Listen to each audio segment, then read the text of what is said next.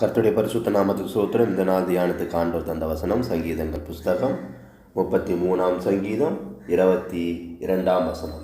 கர்த்தாவே, நாங்கள் உம்மை நம்பியிருக்கிறபடியே உமது கிருபை எங்கள் மேல் இருப்பதாக. கர்த்தாவே, நாங்கள் உம்மை நம்பியிருக்கிறபடியே உமது கிருபை எங்கள் மேல் இருப்பதாக. கர்த்தருடைய பரிசுத்த நாமம் துதிக்கப்படுவதாக. கர்த்தர் நல்லவர், அவர் கிருபை என்றும் உள்ளது. இந்த நாள் தியானத்துக்கு ஆண்டவர் தந்த அந்த நல்ல வசனத்துக்காக ஆண்டவரை துதிக்கிறேன், சோதரிக்கிறேன். இங்கே இந்த சங்கீதக்காரன் சொல்லுகிறார், கர்த்தாவே, நாங்கள் உம்மை நம்பியிருக்கிறபடியே உமது கிருபை எங்கள் மேல் இருப்பதாக என்று சொல்லுகிறார்.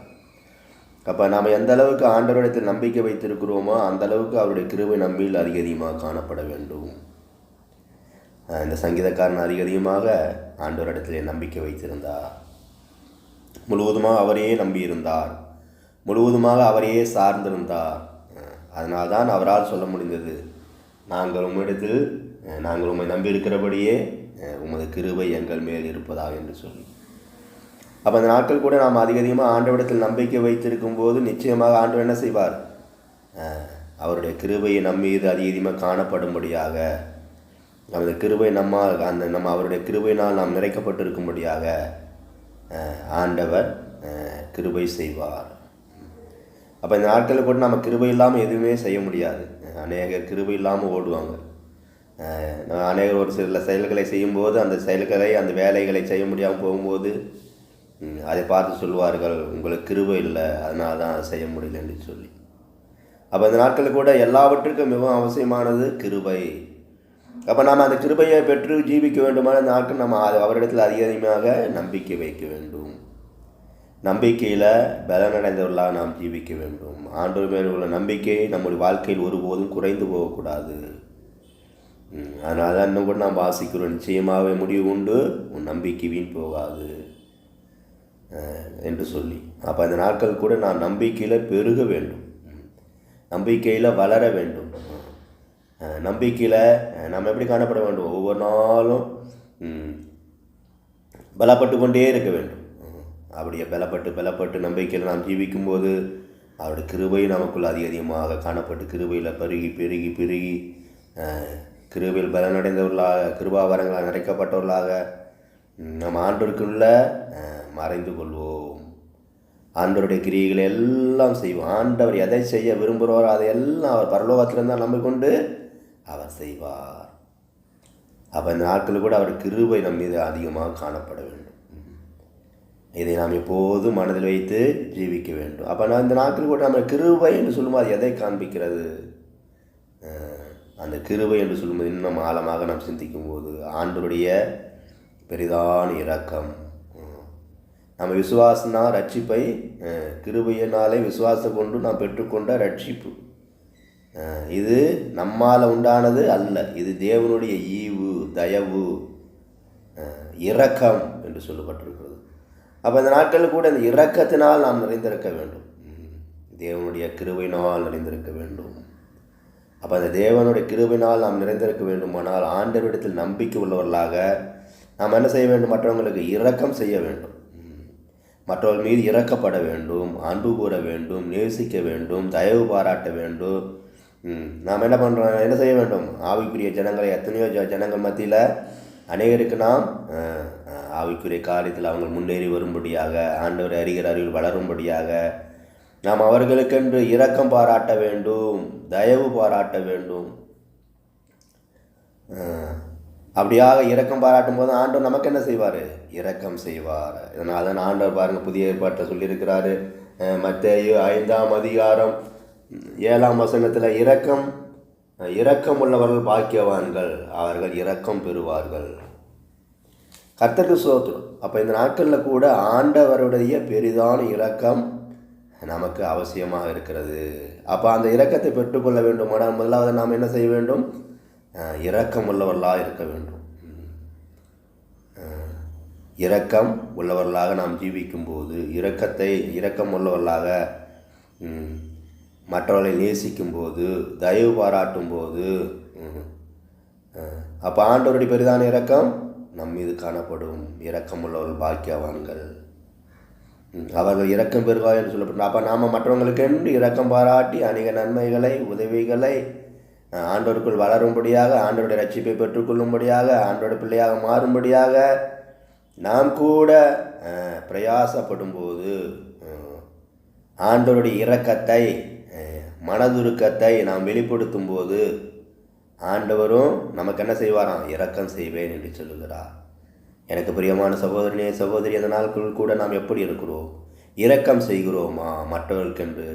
இரக்கம் உள்ளவர்கள் பாக்கியவான்கள், அவர்கள் இரக்கம் பெறுவார்கள் என்று சொல்லி எழுதப்பட்டிருக்கிறது. இந்த நாட்கள் கூட ஆண்டவர் பெரிதான இரக்கத்தை நமக்கு கட்டளையிடும்படியாக, நமக்கு காண்பிக்கும்படியாக, நம்மிடத்தில் வெளிப்படுத்தும்படியாக அவர் மிகுந்த ஆவல் உள்ளவராக இருக்கிறார். நம்முடைய ஆவிக்குரிய வாழ்க்கை இந்த நாட்கள் கூட நாம் ஆண்டவருக்குள்ளே செலவிட்டு கொண்டிருக்கிறோம், கிறிஸ்துக்குள் வாழ்ந்து கொண்டிருக்கிறோம், கிறிஸ்துவை பிரியப்படுத்தி கொண்டிருக்கிறோம், நாம் கிறிஸ்துக்குள் ஜீவித்து கொண்டிருக்கிறோம் என்பதையெல்லாம் இந்த நாளில் கூட நம்ம நன்றாக ஆராய்ந்து பார்க்க வேண்டும். நாம் ஆண்டவருக்கென்று இரக்கம் செய்யும்போது மாத்திரமே ஆண்டவருடைய பெரிதான இரக்கம் நம் மீது காணப்படும். அதனால் இந்த நாளில் கூட நாம் இரக்கம் செய்ய நாம் மிகுந்த ஆவலுள்ளவர்களாக, இரக்க குணத்தினால் நிறைந்தவர்களாக நாம் ஜீவித்து பழக வேண்டும். நாம் கடமைக்காக எதையும் செய்வதாக அல்ல, இரக்கமுள்ள ஒரு மனதோடு, மனதுருக்கமுள்ள ஒரு சுபாவத்தோடு நாம் அன்பு கூற கடனாளியாக இருக்கிறோம். இப்படி இருக்கும்போது தான் கிறிஸ்துவின் அன்பை விட்டு நம்ம யாரும் பிரிக்க முடியாது. நம்ம மற்றவங்க இரக்கம் பாராட்டும் போது அந்த கிறிஸ்துவனுடைய அன்பை விட்டு, அதனால தான் பவுல் பிரசங்கியார் கூட சொல்லியிருக்கிறார், கிறிஸ்துவின் அன்பை விட்டு என்னை பிரிப்பவன் யார்? அப்போ இந்த நாட்கள் கூட அநேகர் கொஞ்ச நாள் என்ன பண்ணாங்க? அந்த அன்பை விட்டு என்ன பண்ணுறாங்க? பிரிந்து போய் விடுகிறார்கள். காரணம் என்ன? அவங்களுக்குள்ள அந்த இரக்கத்தின் சுபாவம், அந்த மனதுருக்கம் காணப்படுவதில்லை. அதனால என்ன சம்பவிக்கிறது? அவங்களுக்கெல்லாம் அப்படி அது போன்ற சூழ்நிலைகள் உண்டாகி அவங்க என்ன பண்ணுறாங்க? ஆண்டவர் விட்டு தனித்து செல்ல வேண்டிய கட்டாயத்திற்கு ஆளாகி விடுகிறார்கள். அவர்களுக்குள் மனதுருக்கம் இல்லை, ஆண்டோடைய மனதுருக்கம் இல்லை, அந்த இரக்கத்தின் சுபாவம் இல்லை, ஒரு கடின குணம். ஆண்டவருடைய பிள்ளையாக இருந்தபோது அவங்களுக்கு காணப்பட்ட அந்த கடின குணம் என்று சொல்வது கல்லான இருதயம், கடின இருதயம்.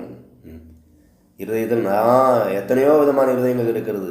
மிருக குண இருதயம், வேத புத்தகத்தில் சொல்லப்பட்டிருக்கு அநேக இருதயங்களை குறித்து. அப்போ இந்த நாட்கள் கூட நம்முடைய இருதயம் எப்படி இருக்க வேண்டும்? நல்ல இருதயமாக இருக்க வேண்டும்.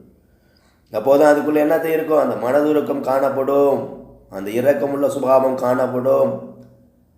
நல்ல இருதயமாகிய மனுஷன், நல்ல இருதயமாகிய பொக்கிஷத்திலிருந்து நல்ல மனிதன் நல்லவைகளை எடுத்து காட்டுகிறான் என்று சொல்லி எழுதப்பட்டிருக்கிறது. நல்ல நிலத்தில் விதைக்கப்பட்ட விதை என்ன செய்துதான் 30, 60, 100 பலன் கொடுத்தது என்று சொல்லி எழுதப்பட்டிருக்கு. அப்போ அந்த நல்ல நிலம் என்று சொல்லும்போது எதை காண்பிக்கிறது?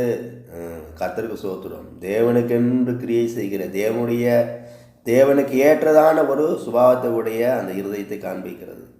அப்போ தேவனுக்கு ஏற்ற சுபாவம் என்று சொல்லும் எதை காண்பிக்கிறது? அது என்ன காணப்படுகிறது? இரக்கம் காணப்படுகிறது. ஆண்டவர் பாருங்கள், இந்த பூமியில் உள்ள மனு மக்கள் மீது இரக்கம் உள்ளவராக அவர் இறங்கி வந்தார். இந்த நாட்கள் கூட அதே இரக்கத்தை நம்ம மத்தியில் காணப்பட வேண்டும் என்று அவர் விரும்புகிறார். அவருடைய ரத்தத்தினால் கழுவப்பட்டு அவருடைய பிள்ளையாக ஜீவிக்கிற நாம் அவருடைய அந்த இரக்க சுபாவத்தை நாம் இந்த நாட்களில் வெளிப்படுத்த வேண்டும். அநேகருக்கென்று இறங்க வேண்டும், அநேகருக்கு தாழ்மை உள்ளவர்களாக அவர்களை நாம் என்ன பண்ண ஆதாயப்படுத்த வேண்டும்.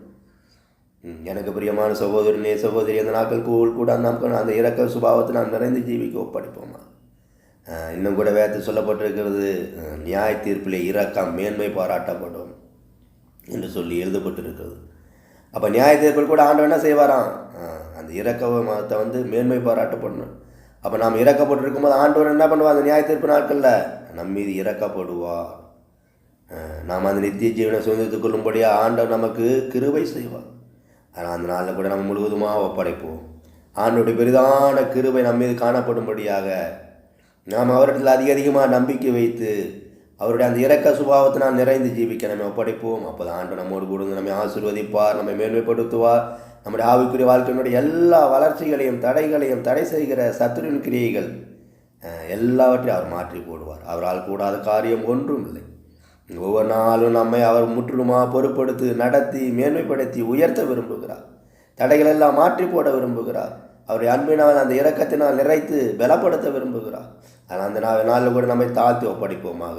நம்மால் கூட இரக்கம் செய்ய முடியாத சூழ்நிலை நாம் காணப்பட்டாலும் இந்த வேலை கூட நம்மை தாழ்த்தி ஆண்டவரிடத்தில் ஒப்புவித்து, ஆண்டவரே உங்களுடைய இரக்க சுபாவத்தினால் என்னை நிரப்புங்கப்பா என்று சொல்வோம். நிச்சயமாக தேவன் நம்மோடு இருந்து அந்த பெரிதான இரக்க சுபாவத்தில் நம்ம நிறைத்து நம்மை மேன்மைப்படுத்துவார். அநேகருக்கு என்ன செய்ய முடியாது? அது இரக்கத்தையே காண்பிக்க முடியாது.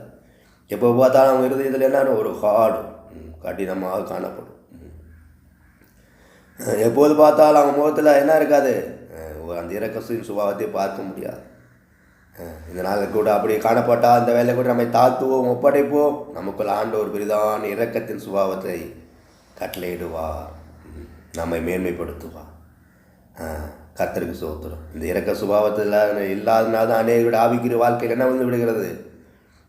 ஓட்டை விழுந்து விடுகிறது, முன்னேற்றம் இல்லாமல் போய் விடுகிறது. இந்த நாட்கள் கூட நாம் அப்படியாக காணப்படக்கூடாது. நாம் இந்த ஆண்டவருடைய பெரிதான கிரியை வெளிப்படுகிற நாட்களில் நாம் அநேகருக்கு இரக்கம் செய்யக்கூடியவர்களாக ஜீவிக்க நம்ம ஒப்படைக்க வேண்டும். அப்படியாக ஒப்படைக்கும் போது நிச்சயமாகவே தேவன் நமக்கென்று எழுந்துள்ளுவார், நமக்கென்று கிரியை செய்வார், நம்மை கொண்டு பலத்த காரியங்களை, பெரிய காரியங்களை செய்வார்.